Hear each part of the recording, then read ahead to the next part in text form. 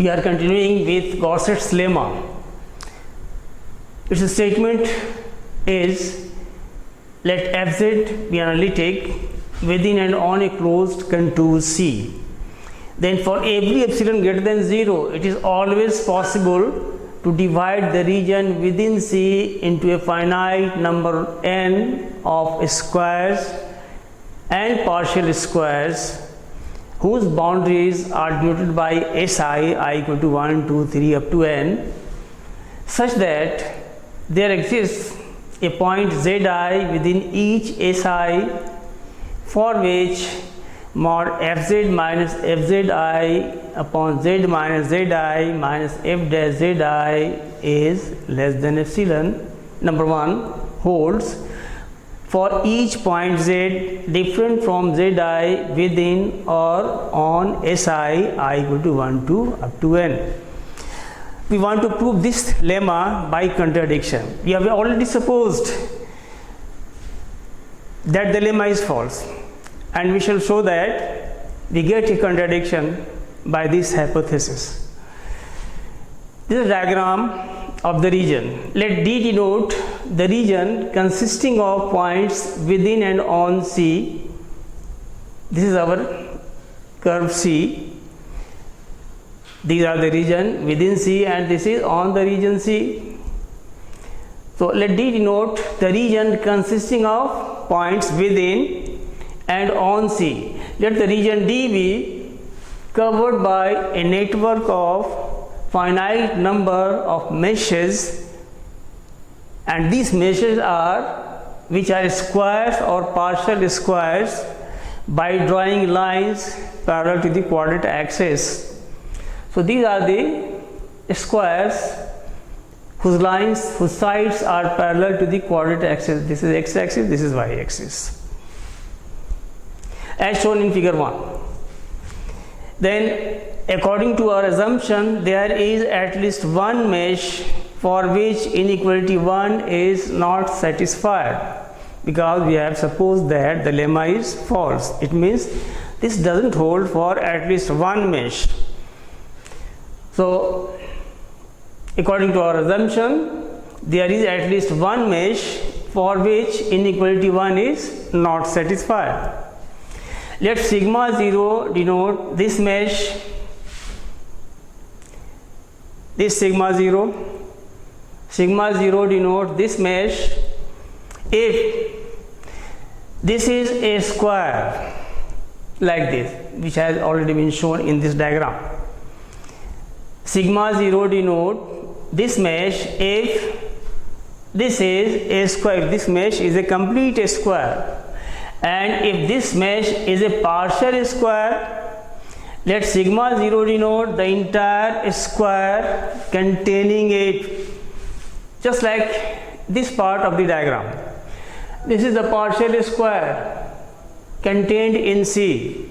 So in this case, sigma 0 will denote entire this square. This is the meaning of this statement. The entire square containing it. We divide sigma 0 into 4 equal squares. This sigma 0 has been divided into 4 small squares. Let sigma 0, then there is at least one of the 4 small squares, say sigma 1, containing points of D for which 1 is not satisfied, because we have already supposed that there is at least one mesh in which inequality 1 is not satisfied. So if we further subdivide mesh sigma 0 into 4 smaller square, then there will be at least one small square for which this inequality 1 will not be satisfied. Suppose that small square is sigma 1. This is the small square sigma 1 for which this inequality 1 is not satisfied. We quadrisect sigma 1 again and proceed as before.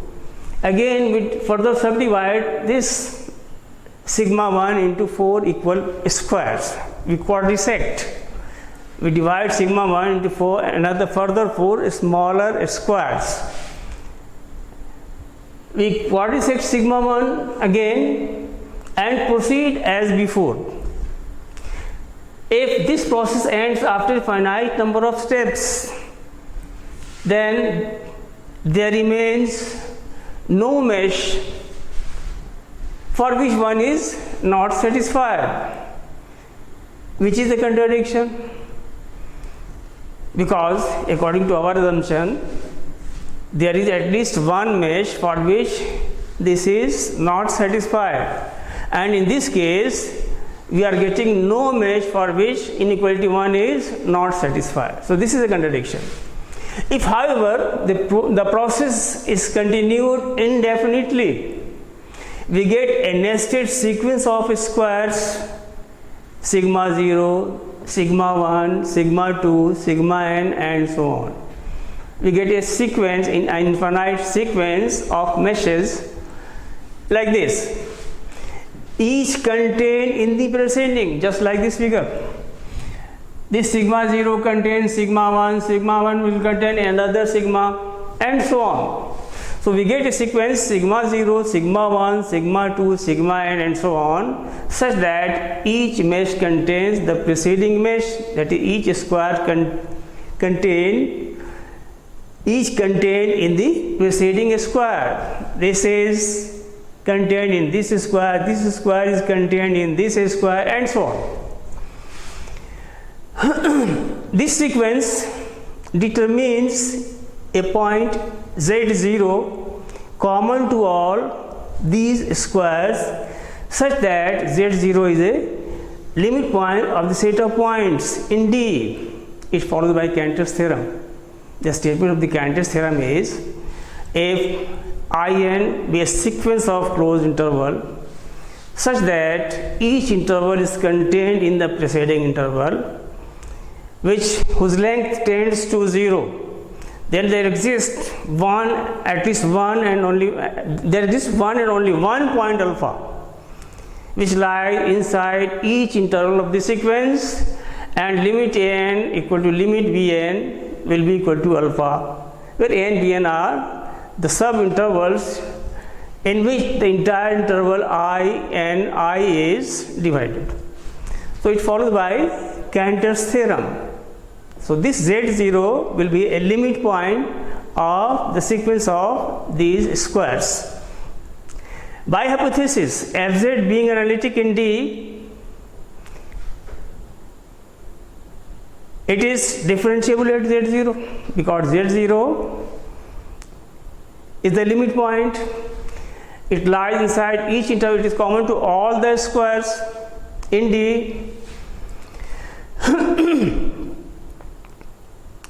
So it is differentiable at z0.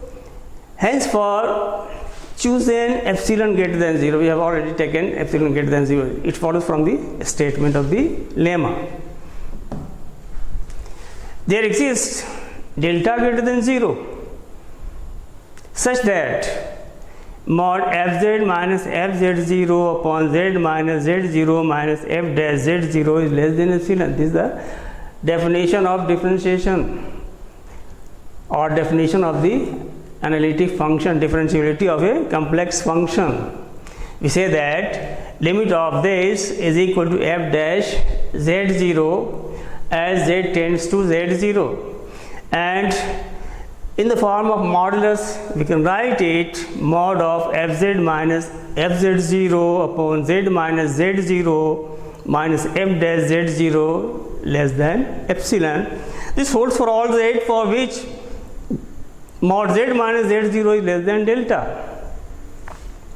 We can choose a positive integer capital N so large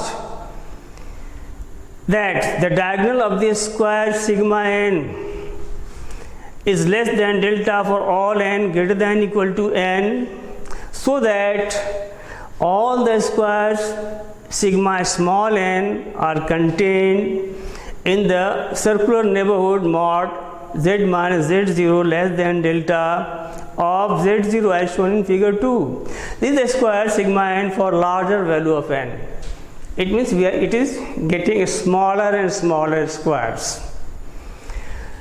So which satisfies this condition.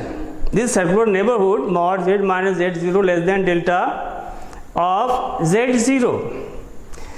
Thus we have arrived at a contradiction if for by taking zi to be z0, the inequality 1 is satisfied. It is nothing but this inequality. This inequality is the same as this inequality if we replace here z0 by zi. So this is the contradiction, which is the contradiction, and this proves the lemma. Okay, thank you.